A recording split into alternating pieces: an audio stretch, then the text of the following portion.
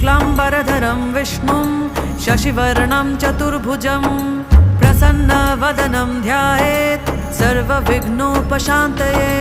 व्यासं वसिष्ठनप्तारं शक्तिः पौत्रमकल्मषं पराशरात्मजं वन्दे शुकतातं तपोनिधिं।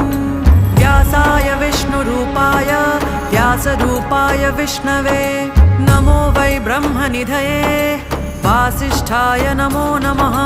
अविकाराय शुद्धाय नित्याय परमात्मने सदैकरूपरूपाय विष्णवे सर्वजिष्णवे यस्य स्मरणमात्रेण जन्मसंसारबन्धनात् विमुच्यते। नमस्तस्मै विष्णवे प्रभविष्णवे।